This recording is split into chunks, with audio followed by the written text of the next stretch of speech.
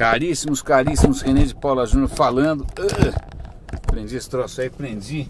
Vou tocar hoje num assunto. Tô saindo hoje de outro lugar. Acho que até o caminho vai ser mais curto, o que para muita gente, aliás, vai ser bem-vindo. Mas eu quero tocar num assunto, puta, espinhoso pra caramba. Talvez eu, sei lá. Hoje eu tava agora tentando twittar, e eu nem sei se esse tweet foi ou não, tava dando erro no Twitter. Eu tava falando o seguinte, que a identidade nacional brasileira era pautada por duas coisas, né? Nós somos o melhor futebol do mundo e os mais criativos do mundo. Melhores do mundo em futebol já não somos mais. Melhores do mundo em criatividade também. Tudo bem que cane, a gente leva, mas também não é bem assim. A gente está cansado de ver por aí um monte de case bacana naqueles países que a gente achava coxinha, né? Inglaterra super criativa, Estados Unidos, onde a gente menos espera, tem gente muito criativa surgindo. E aí, e eu sei que continua sendo profundamente atraente, profundamente sedutor, essa questão nossa da criatividade, né? A gente ser criativo. E é curioso porque mesmo, embora isso seja um traço que eu acho bastante antigo, né? Bastante antigo, muita moçada moderna continua caindo nessa armadilha que é sedutora, que é bacana. É lógico, quem não gosta de ver coisas criativas, né? Quem não gosta de ver ideias legais, né? Quem não gosta de ver coisas disruptivas, etc, etc, etc. Tá?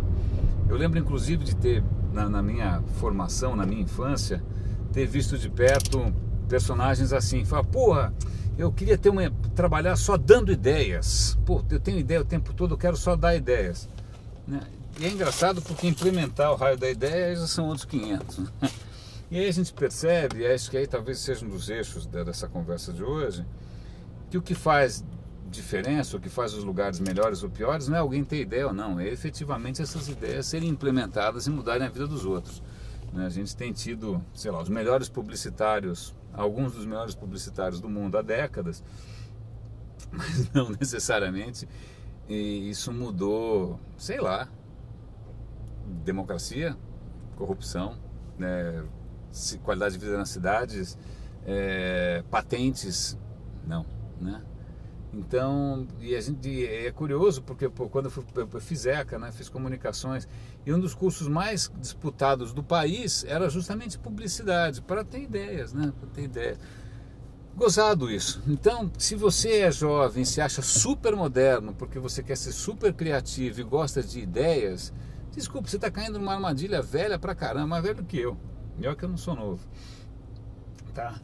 É engraçado porque é gozado a história de criativo, porque criar não deveria ser só você imaginar alguma coisa, né? Você cria uma criança. Criar uma criança significa não só uma bela noite de sexo, ou um parto doloroso, mas significa inclusive transformar a criança num adulto, né, com potenciais, um adulto com condições de ter uma vida plena, né? E curiosamente a gente só fica na parte da concepção,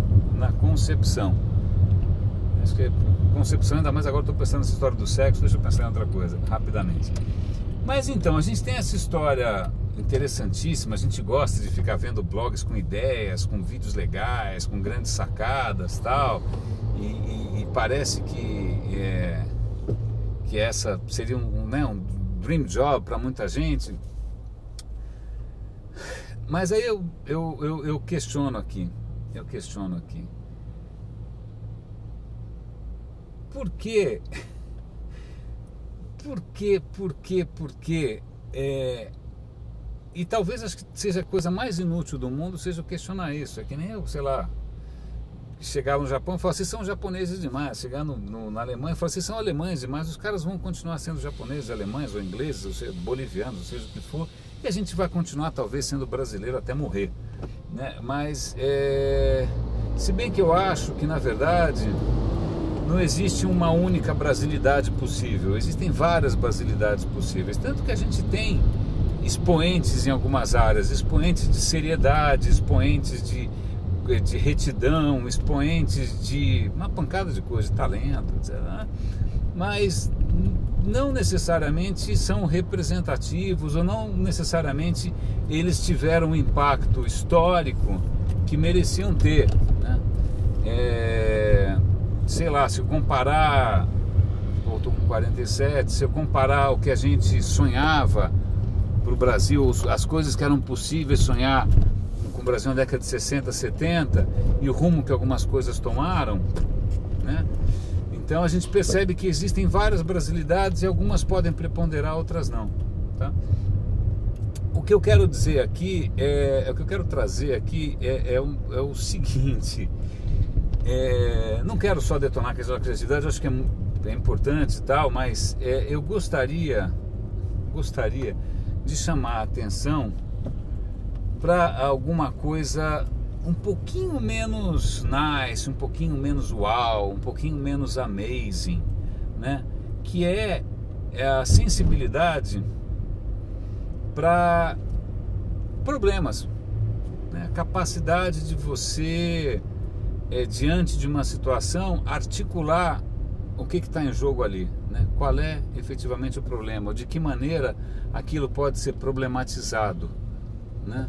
Porque isso, para mim, essa capacidade é isso que define para mim realmente se uma ideia foi criativa ou não. A criatividade, para mim, não vem tanto da solução, mas vem da maneira como um problema é formulado, tá? A maneira como um problema é formulado. E isso requer algumas coisas que não é dominar o Illustrator, não é dominar o Photoshop, não é saber fazer GIF animado, não é estudar os memes. Não, na verdade, implica em alguns skills, algumas habilidades, alguns talentos que são meio anacrônicos, que talvez não dependam tanto de tecnologia. Por exemplo, eu recentemente descobri uma plataforma online de cursos, não está me vendo o nome na cabeça agora, cursos, como é que chama? Esqueci, bom, whatever.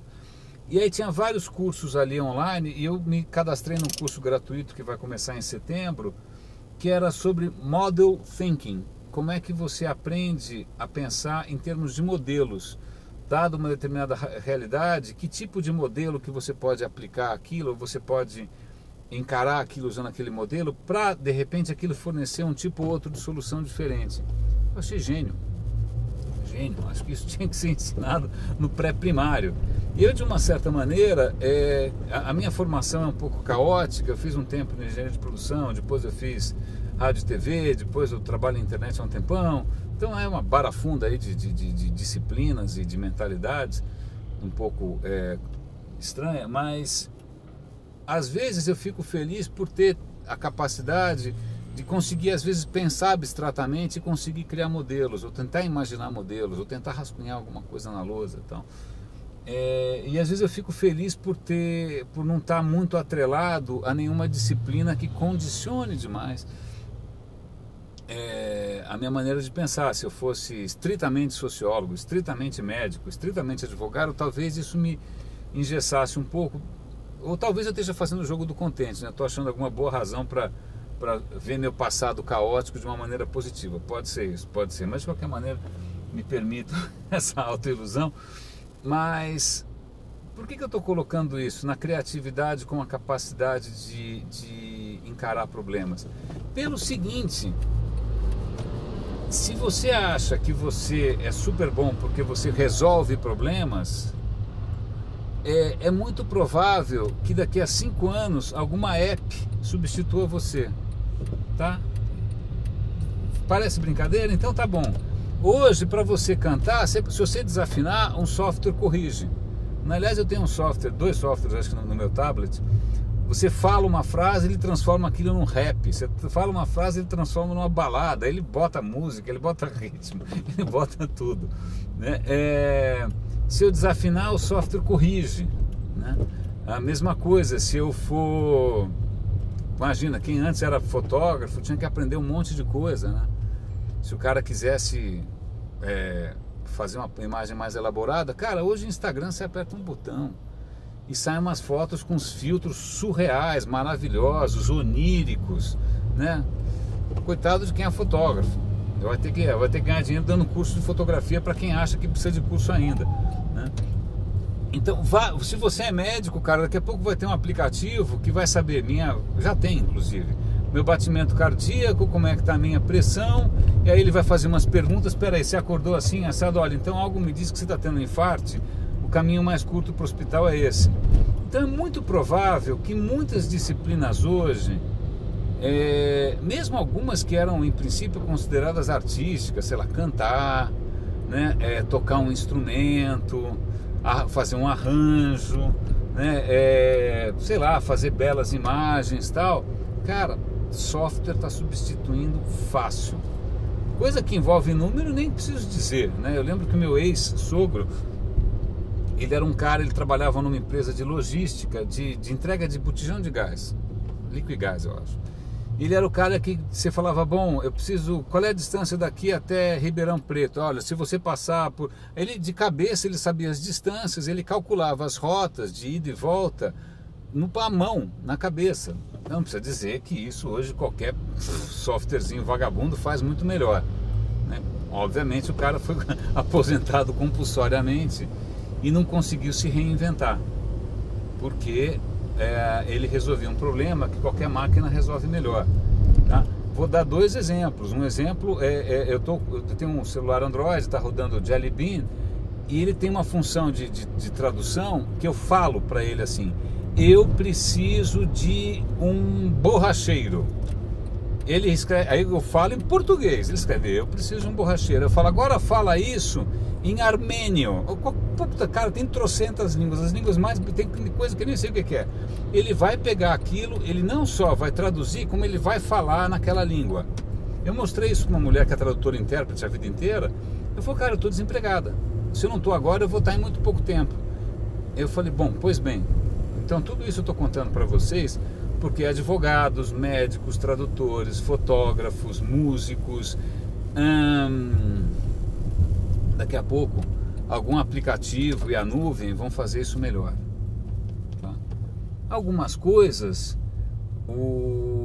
eu acho que software ainda apanha. Por exemplo, o que eu estou fazendo agora, que é falar de improviso, fazer livre associação de ideias, mudar o meu discurso em função de quem eu imagino, essas coisas todas, talvez humor também, eu acho que está um pouco mais distante em termos de inteligência artificial, tá? Essas são capacidades que eu acho que ainda a gente está na frente, não sei por quanto tempo, tá?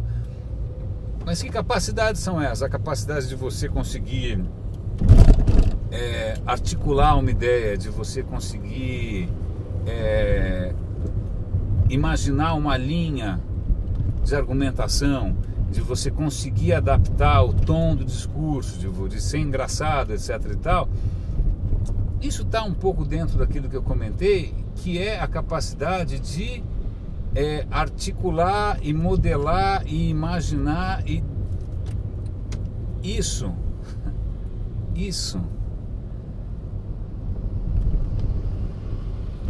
para algumas, talvez para mim seja, alguns aspectos disso são relativamente naturais, sei lá por que razão, sei lá eu, defeito de fábrica, não sei, mas essa capacidade, algumas dessas capacidades envolvem multidisciplinaridade, envolvem experiências concretas, envolve exposição ao novo, envolvem interação direta com pessoas, envolvem encarar uma situação e tentar imaginar qual é a melhor maneira de resolver, mesmo que seja, de novo, falar em público. Pensa que é fácil? Recentemente eu tive uma oportunidade interessantíssima, fui falar num clube, super bacana, o Clube Harmonia. Eu não tinha ideia de como seria aquela audiência, simplesmente porque por razões sociais eu não pertenço muito àquela esfera. Então eu não sabia a idade, não sabia nada. Eu tinha uma leve ideia do que eu ia falar. E talvez uma leve ideia do que essas pessoas estariam dispostas a ouvir. Agora, a hora que o auditório começa a lotar e você bate o olho, você tem que reestruturar. Aliás, entrar aqui na Marginal é dureza, hein? Ah, esse cara é mais bold do que eu, tá vendo? Mais articulado do que eu sou meio moça para essas coisas. Mas aí você tem que, em tempo real, simplesmente articular uma série de outros fatores. Fala, bom, que vocabulário que essas pessoas têm, que experiência que eles têm com esse assunto, o que eu quero efetivamente deixar aqui de mensagem, qual é o tom correto, como é que eu capturo, ou como é que eu seguro a atenção dessas pessoas. Isso tudo, na verdade, são pontos que você articula em tempo real. Eu estou problematizando a situação, eu não estou levando o mesmo PPT para todo mundo, tá? Então, tudo isso para dizer, vamos voltar lá, a questão, que é essa questão da nossa identidade nacional, que a gente está chamando de criatividade, né? Resolver problemas ruins, né? Na verdade, a gente não está resolvendo, os bons problemas continuam em aberto. Então, eu acho que a gente deveria começar a achar criativo, não a solução, mas a escolha do problema, né? O que você definiu como problema, né? E considerar também que criação não é só dar a ideia, sair correndo e partir para a próxima, né? Como se fosse um cérebro de aluguel, né? Criação também no sentido de condução, de fazer acontecer, de implementar, né? De ver os frutos, tá? Eu acho que eu estou falando isso à toa, na verdade, porque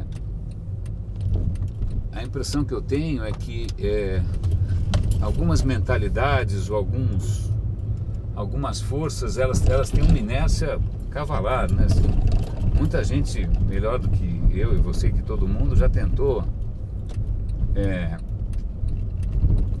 alertar, ou tentou chamar a atenção, ou tentou desviar um pouco o curso dos acontecimentos em vão. Mas aqui fica que pelo menos fique aí, mesmo que incomode e tal, mesmo que você fala, pô, o que esse cara tá falando, cara chato, ele tá falando isso porque ele não tem tatuagem, não tem um cabelo engraçado, não usa roupa da moda, não usa, sei lá, fala aí alguma coisa que eu não uso, iPhone 4S, não tem um Mini Cooper, né? Porque na verdade ele nunca ganhou Cane. Quem é esse cara que nunca ganhou Cane e tal? Talvez eu toque nessa tecla, é bem possível, tá? Mas me incomoda e eu espero de coração que sei lá, que tenha algum eco, ou pelo menos algum tipo de ressonância aí, com relação a essa nossa alegria, né, em ser criativo, alegria em ser disruptivo, né? Cara, a gente essa história de ser disruptivo, na verdade, é a coisa com mais continuidade possível e imaginável, né? A gente está nessa faz tempo. A gente fica disruptivo, sabe como é que fala isso? Jogando tudo fora o tempo todo, a gente vai estar sempre começando do zero. Alguém, pelo amor de Deus, né, defina políticas e caminhos para os próximos, alguma coisa que vai demorar 10 anos para ver, 15 anos para ver, e que a gente tenha paciência, inclusive, de ir plantando e colhendo, né? Que para mim é isso, tá? Então, meus caros, obrigado pela companhia. Acho que esse foi um vídeo um pouco mais curto, devo estar falando um pouco mais rápido, porque eu acabei de tomar uma quantidade semi-industrial de café. Fiquem aí com um abraço. E devagarinho eu vou compartilhando essas inquietações um pouco aleatórias com vocês. Vou parar aqui. Muito obrigado pela companhia. René de Paula Júnior falando. Roda e avisa.